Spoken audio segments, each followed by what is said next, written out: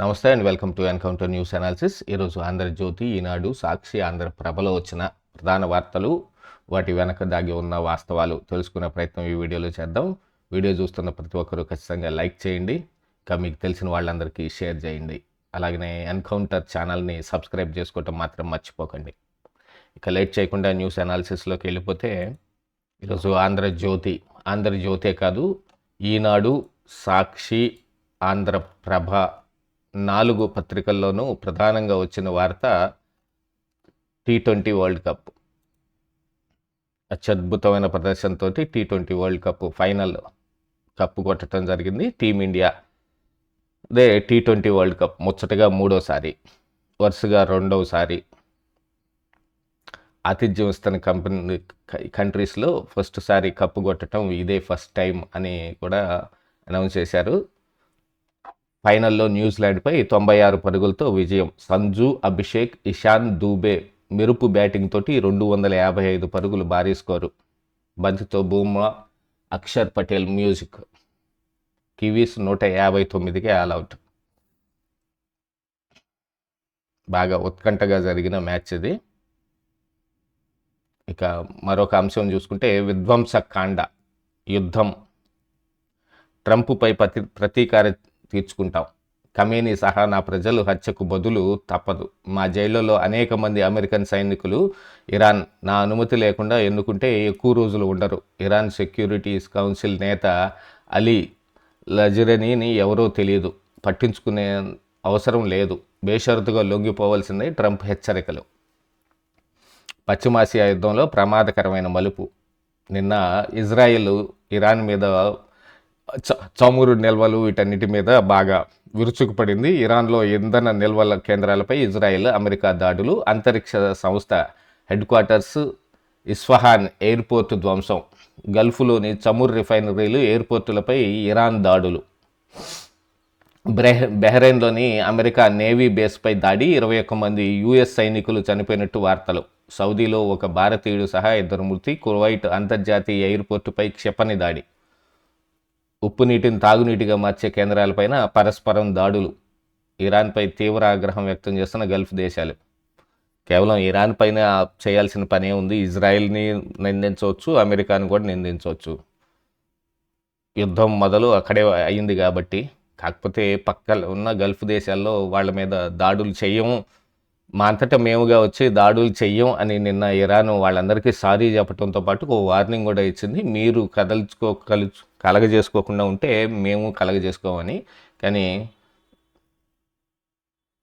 దాడులు మళ్ళీ అంతర్జాతీయ ఎయిర్పోర్ట్ల మీద, రిఫైనరీల మీద, అన్నిటి మీద మళ్ళీ దాడులకు ఉపక్రమించింది ఇరాన్.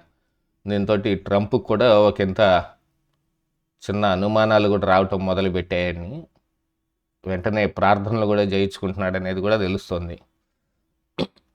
ఇదే అంశం ఈనాడులో కూడా. చమురు క్షేత్రాలపై దాడి. టెహ్రాన్ గగనతలంలో కమ్ముకున్న పొగలు. ఇరాన్, లెబనాన్లోని కీలక ప్రాంతాల్లో మిలిటెంట్ కేంద్రాలే ఇజ్రాయిల్ లక్ష్యం. గల్ఫ్పై ఇరాన్ క్షిపణులు, డ్రోన్ల వర్షం. యూఏఈపై 100కు పైగా ప్రయోగం. బెహ్రాన్లోని నీటి శుద్ధి ప్లాంటుపై సౌదీలో ఒక భారతీయుడు మృతి. యుద్ధం బాగా తీవ్ర స్థాయికి చేరుకుంది. మౌలిక వ్యవస్థలపై భారీ దాడులు. ఇది సాక్షిలో. అలాగనే ఇక్కడ ఆంధ్రప్రభలో కూడా టెహ్రాన్ అగ్నిగుండం. అవసరమైతే ఇరాన్కు అమెరికా సైన్యం. అక్కడే నాయకత్వంతో పాటు మ్యాప్లోనూ మార్పు. అమెరికా అధ్యక్షుడు ట్రంప్. ఇలాంటి వాటితోటే ఇది ఎంత దూరం వచ్చింది. అమెరికాతో Russia, China cold war. US స్థావరాలపై ఇరాన్కు రష్యా సమాచారం. ఇరాన్కు చైనా ఆర్థిక సాయం. సమాచారం ఇవ్వడానికి ఖండించిన రష్యా. యాక్చువల్గా గల్ఫ్ దేశాల్లో ఉన్న 19 అమెరికన్ బేసుల మీద ఇరాన్ మొదటి రోజే దాడి చేసింది. ఆ దాడి చేయటానికి చైనా ఓ పక్కన, మరో పక్కన రష్యా ఇద్దరు వెనక నుంచి సహాయ సహకారాలు అందిస్తున్నారని. ఆర్థిక సాయం చైనా చేస్తుంది, అలాగనే నిఘా సాయం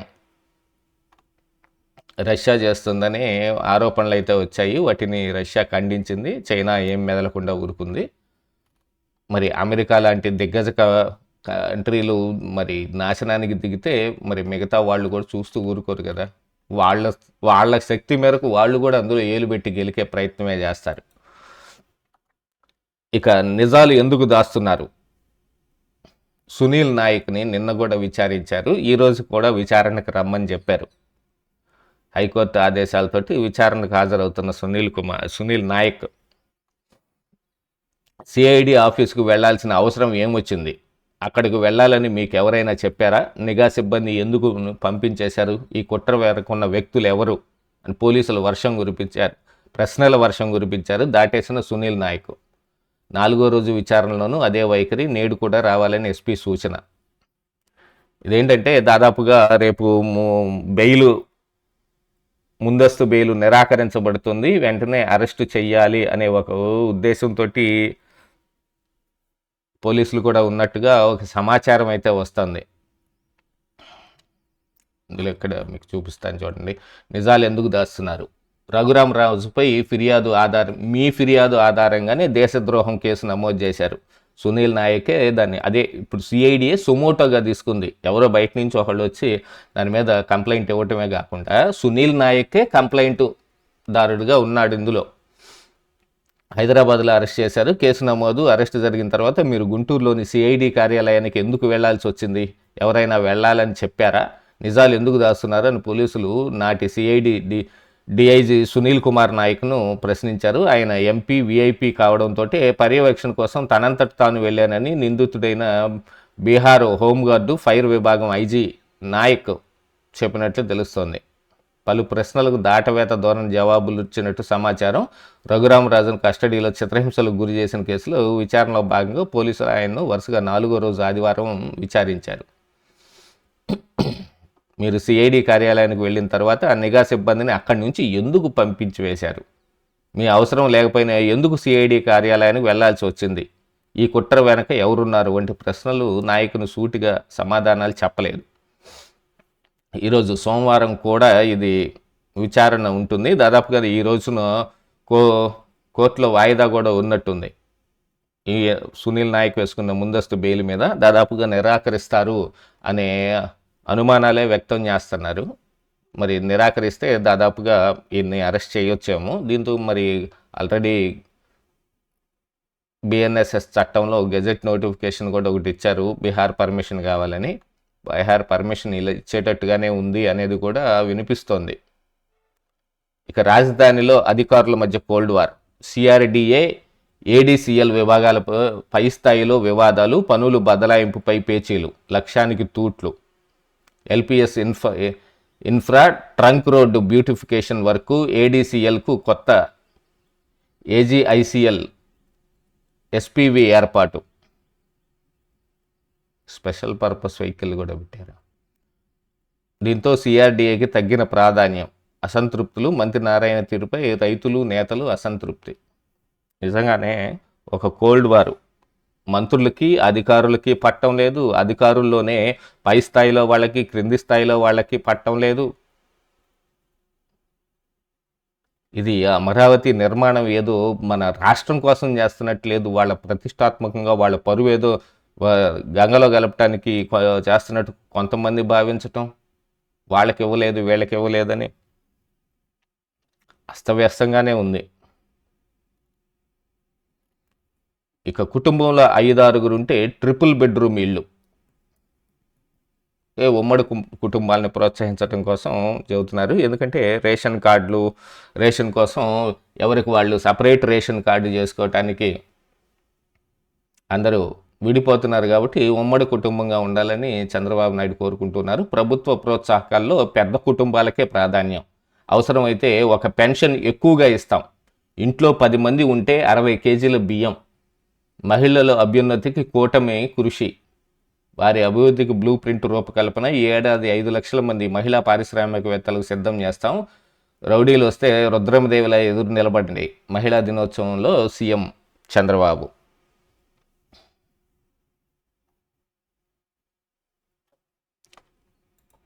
ఇక ఇదే అంశం ఈనాడులో కూడా చూడొచ్చు. ఎమ్మెల్యేలు అయ్యేందుకు సిద్ధం కండి. ఎందుకంటే త్వరలోనే మహిళలకు చట్ట సభల్లో 33% రిజర్వేషను వచ్చే మహిళా దినోత్సవానికల్లా 5 లక్షల మంది మహిళా పారిశ్రామికవేత్తలు. యుద్ధంతో గ్యాస్ ధరలు పెరిగినా ఏడాదికి ఉచితంగా 3 సిలిండర్లు. అంతర్జాతీయ మహిళా దినోత్సవ సభలో సీఎం చంద్రబాబు.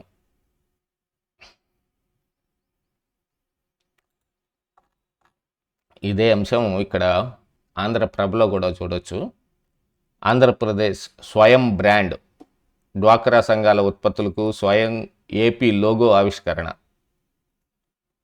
అలాగనే 36 దిగ్గజ సంస్థలతో ఒప్పందాలు. సీఎం చంద్రబాబు సమక్షంలో సెర్ప్, మెప్మా సంస్థల ఒప్పందాలు. మహిళల ఆర్థిక స్వావలంబనకు కీలక అడుగులు. బ్యాంకుల నుంచి ఇండియన్ స్కూల్ ఆఫ్ బిజినెస్లకు పలు సంస్థలతోటి ఎంఓయు.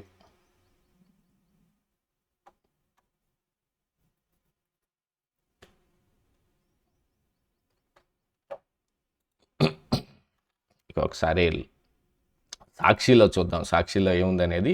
క్రికెట్ యుద్ధం తీసేస్తే ఇక మన ఏపీ దీనికి వస్తే నారావారి నిర్వాకానికి నారీ విలాపం. నిన్న ఉమెన్స్ డే సందర్భంగా వాళ్ళు కార్యక్రమం చేస్తే దాని మీద వీళ్ళు రిటర్న్ కౌంటర్ ఒకటి వేయాలి అనేది. మహిళలను వంచిన చంద్రబాబు సర్కార్. అటకెక్కిన ఆడబిడ్డ నిధి బాబు ఎగ్గొట్టింది దాదాపు 1,00,000 కోట్లు. 0 వడ్డీకి మంగళం. పొదుపు మహిళలకు బాబు బాకీ 15,000 కోట్లు. పత్తాలేని 50 ఏళ్లకే పెన్షన్ హామీ. 3 ఏళ్లలో మోసం 28,800 కోట్లు. ఇలా వరుసగా రాసుకుంటే చిట్టాపద్దులు చాలానే రాసుకుంటా పోతారు. వాళ్ళు చేసిన మోసానికి చీకటి కాలం దుశ్శాసన పర్వం. అంతర్జాతీయ మహిళా దినోత్సవం రోజునే మహిళలను మోసం చేసిన చంద్రబాబు. మహిళలకు ఇచ్చిన ఏ ఒక్క హామీని నెరవేర్చకుండానే ఇచ్చేసినట్టు డ్రామాలు.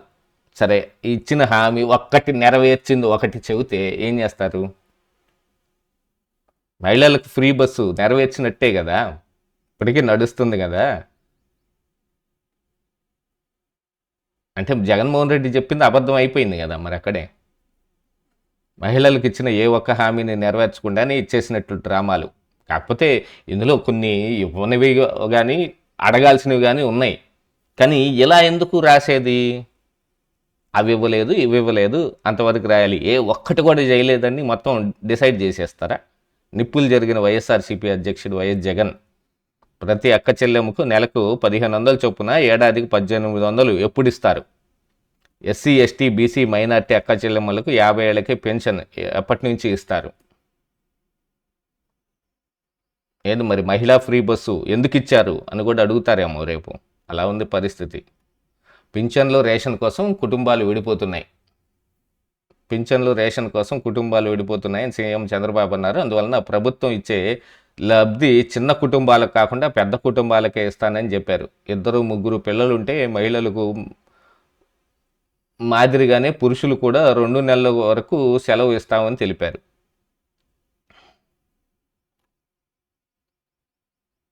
ఇక మరొకటి పార్లమెంట్లో అజిత్ అంశం. ప్లెయిన్ క్రాష్లో చనిపోయిన అజిత్ గురించి ఆ ఎన్సీపీ నేత రోహిత్ వెల్లడి. మహారాష్ట్ర మాజీ ఉప ముఖ్యమంత్రి అజిత్ పవార్ మృతి వెనుక భారీ కుట్ర ఉందని ఎన్సీపీ ఎమ్మెల్యే రోహిత్ పవార్ పునరుద్ఘాటించారు. ఈ అంశాన్ని పార్లమెంట్లో లేవనెత్తుతామని ప్రకటించారు. ఢిల్లీ మాజీ సీఎం ఆప్ చీఫ్ కేజ్రీవాల్ తోటి ఆయన భేటీ అయ్యారు. అజిత్ మృతికి దారితీసిన విమాన ప్రమాదన ఘటనపై సమగ్ర విచారణ జరిపించేలా కేంద్రంపై ఒత్తిడి తెచ్చేందుకు పార్లమెంట్లో మద్దతు ఇవ్వాలని కోరారు. ఇక దాన్ని వీళ్ళు ఎక్కువగా హైలైట్ చేసుకుంటారు. ఎందుకంటే రామ్మోహన్ నాయుడు ఇప్పుడు ఏవియేషన్ మినిస్టర్గా ఉన్నాడు కాబట్టి మొదట్లో రామ్మోహన్ నాయుడు మీద ఆరోపణలు చేశాడు ఈ రోహిత్ కూడా. ఇందులో ఏదో తెలుగుదేశం కుట్ర ఉంది అన్నట్టుగా కూడా మాట్లాడారు. అందుకని వీళ్ళు దాన్ని బాగా హైలైట్ చేసే ప్రయత్నాలు వీళ్ళు చేస్తుంటారు.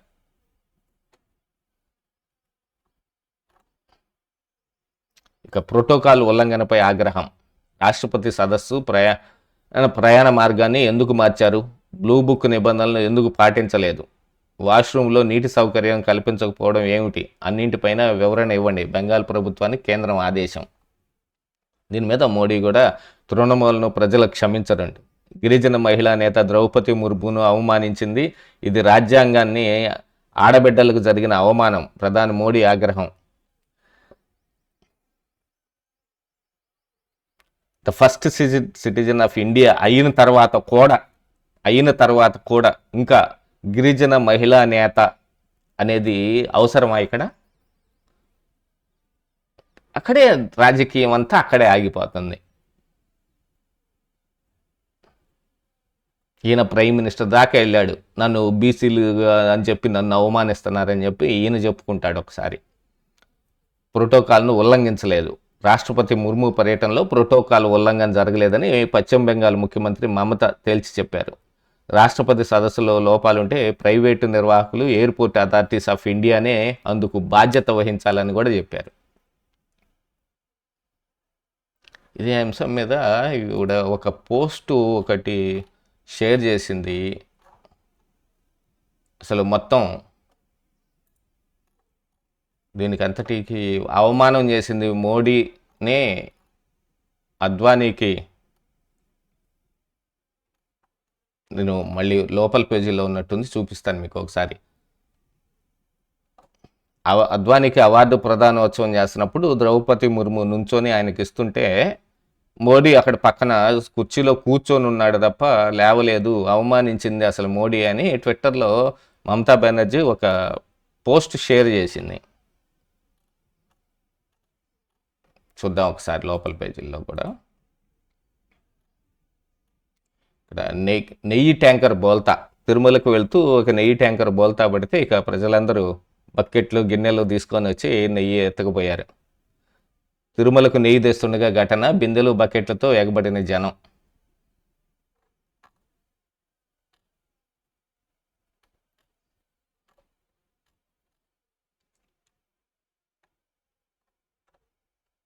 ఇది రాజధానిలో అధికారుల మధ్య కోల్డ్ వార్.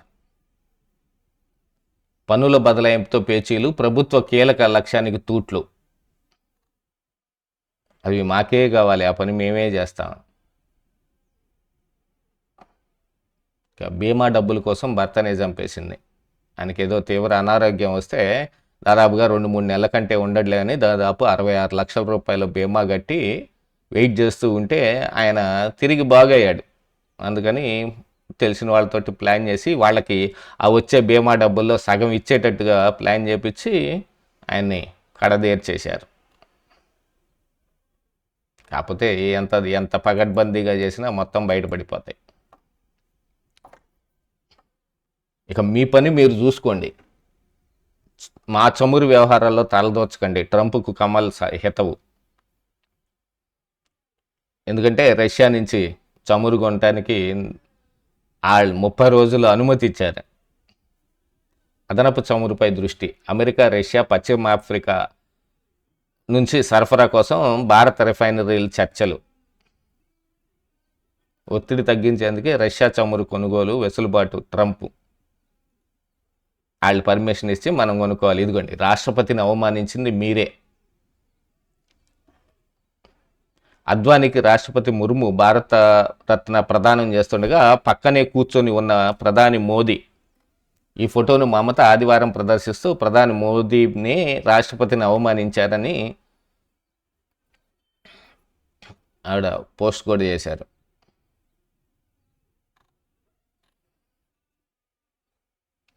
ఇక నిన్న ఫైనల్ జరుగుతున్న సమయంలో లోకేష్ మళ్ళీ వెళ్ళాడు. మొన్న కొలంబో వెళ్ళిన దానికి జరిగిన ఓ పెద్ద రచ్చలో జగన్మోహన్ రెడ్డి కూడా దాని మీద ప్రశ్నించారు.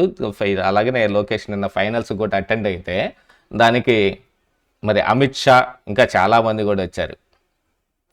అద్భుత ఆట తీరుతో T20 ప్రపంచ ఛాంపియన్గా నిలిచిన టీమిండియాకు ముఖ్యమంత్రి చంద్రబాబు అభినందనలు తెలియజేశారు. న్యూజిలాండ్తో ఫైనల్లో అద్భుత విజయం సాధించిన T20 వరల్డ్ కప్ను మూడు సార్లు గెలుచుకున్న తొలి జట్టుగా భారత్ నిలవడం ఆనందంగా ఉందన్నారు. టీమిండియా విజయంపై మంత్రి లోకేష్ స్పందిస్తూ ఈ అద్భుత మ్యాచ్ను ప్రత్యక్షంగా వీక్షించడం మర్చిపోలేని అనుభూతినిచ్చిందన్నారు. భారత్ గెలుపు సంజు శాంసన్, అభిషేక్ శర్మ, జస్ప్రీత్ బుమ్రా కీలక పాత్ర పోషించారన్నారు. ఈ మ్యాచ్ సందర్భంగా క్రికెట్ దిగ్గజాలు కపిల్ దేవ్, MS ధోని, రోహిత్ శర్మ వంటి వారితో పాటు ICC చైర్మన్ జై షా, కేంద్ర హోంమంత్రి అమిత్ షాను కలిశానని లోకేష్ ఎక్స్లో పోస్ట్ చేశారు. ఇక్కడ ఈ ఫోటో కూడా చూడవచ్చు, అమిత్ షా తోటి కరచాలనం చేస్తున్నారు. మరి దీని మీద మరి జగన్మోహన్ రెడ్డి మరి ఏమైనా ప్రెస్ మీట్ పెడతాడా? ఏంటనేది ఒకసారి చూడాలి. ఈ ఇది లోకం తీరు, ఇది మంచి కార్టూన్ ఒకటి ఉంది. అమెరికా క్షేమం కోరుతూ ప్రార్థనలు నిర్వహించిన పాస్టర్లు. ఇది ఒక ఫోటో కూడా, ప్రార్థన చేస్తున్న ఫోటో ఒకటి నిన్న రిలీజ్ అయింది. దానికి కొంచెం సుంకాలు, యుద్ధాలు లాంటి ఆలోచనలు లేకుండా మంచి బుద్ధిని ప్రసాదించు ప్రభువా అని ట్రంప్కి అందరూ ప్రార్థనలు చేస్తున్నారండి.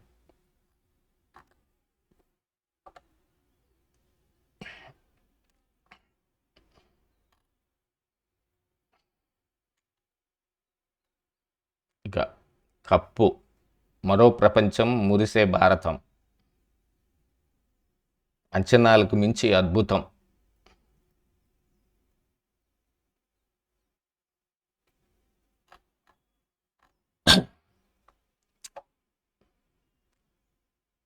సో ఇవి ఒకసారి సాక్షిలో కూడా లోపల పేజీలో ఏముంది చూద్దాం. నారావారి నిర్వాకానికి నారీ విలాపం, సూపర్ 6 మొత్తం ఎగ్గొట్టేశారు. ఏం లేదు, ప్రతి మహిళకి నెలకి 1500, 19 సంవత్సరాల నుంచి 59 సంవత్సరాల వరకు. మన మద్యపాన నిషేధం ఎలాగుందో ఇది కూడా అలాగనే ఉందలే అనుకుంటే సరిపోయే. చీకటి కాలం, దుశ్శాసన పర్వం.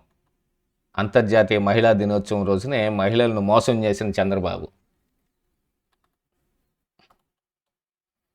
ఆ రోజు నేను ఎందుకు అనుకోవాలి?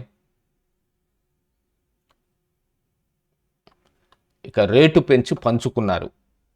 హెరిటేజ్ అనుబంధ ఇందాపూర్ డైరీ కోసం చంద్రబాబు ప్రభుత్వం కుట్ర. ఇది యాక్చువల్గా అసలు చెప్పుకోవాల్సిన అంశం. నెయ్యి మీద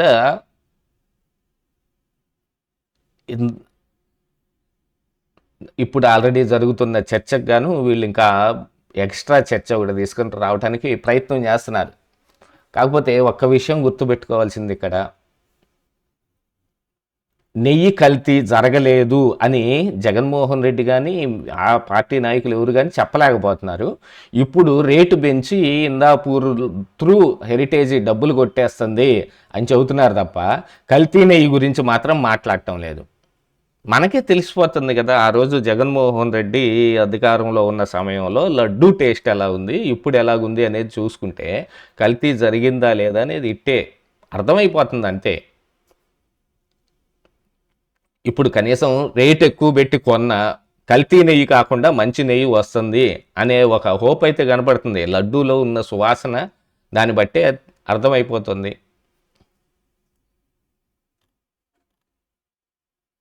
నందిని, ఇందాపూరు, ఇక అనేక రకాల డొంక తిరుగుడు వ్యవహారాలు మొత్తం తిప్పి తిప్పి తిప్పి తిప్పి తీసుకొస్తున్నారు ఇక్కడికి. వడ్డించేవాడు మనవాడైతే పంక్తిలో ఏ చివరు కూర్చున్నా పర్వాలేదన్న సామెత చంద్రబాబు ముఖ్యమంత్రిగా ఉంటే చాలు, L1గా రాకపోయినా సరే హెరిటేజ్ ఫుడ్స్కు అడ్డదారిలో టెండర్లు దక్కుతుండడం ఈ సామెతకు సరిగ్గా సరిపోతుంది. నెయ్యి ధరను అమాంతం పెంచేసి మరీ కాంట్రాక్టులు కట్టబెట్టడం ద్వారా తిరుమల తిరుపతి దేవస్థానం నిధులను బరితెగించి కొల్లగొడుతున్నారు. ప్రధానంగా తిరుమల శ్రీవారి లడ్డూ ప్రసాదంపై చంద్రబాబు అనుకో చేసిన దుష్ప్రచారం రాద్ధాంతం వెనుక ఎంతటి కుట్ర ఉందో తెలిపే వాస్తవాలు రోజుకొకటి బయటపడుతున్నాయి. ఇందాపూర్ ఇంకా హెరిటేజ్ అనుకూల డైరీలు మాత్రమే టీటీడీ టెండర్లో పాల్గొనేలా, అసలు నెయ్యి టెండర్లనే ఇతర డైరీలు భయపడేలా చంద్రబాబు అనుకో కల్తీ దుష్ప్రచార కుట్ర సాగించింది. ఎన్ని చెప్పినా, ఎన్ని వేషాలు వేసినా, సాక్షి నిండుగా ఇలాంటి యూటర్న్లు అని రాసిన మొత్తం ప్రజలకు ఏ రోజు అర్థమైపోయింది. ఎందుకంటే వాళ్ళు స్పెసిమన్ చూస్తున్నారు. ఆ రోజు ఉన్న లడ్డూని, ఈరోజు ఉన్న లడ్డూని చూస్తున్నారు. ఇన్ని డొంక తిరుగులు మాటలు మాట్లాడినా కల్తీ నెయ్యి కుట్రలో వైసీపీది మహాపాపం అనేది అందరికీ ఇట్టే అర్థమైపోతూ ఉంది. సో ఇవండి ఈ రోజున ఈనాడు, సాక్షి, ఆంధ్రప్రభ, ఆంధ్ర జ్యోతిలో వచ్చిన ప్రధాన వార్తలు, వాటి వెనుకున్న అసలు వాస్తవాలు. మళ్ళీ రేపటి ఎపిసోడ్లో కలుద్దాం. చివరి వరకు చూసిన వారికి నా ప్రత్యేక ధన్యవాదాలు.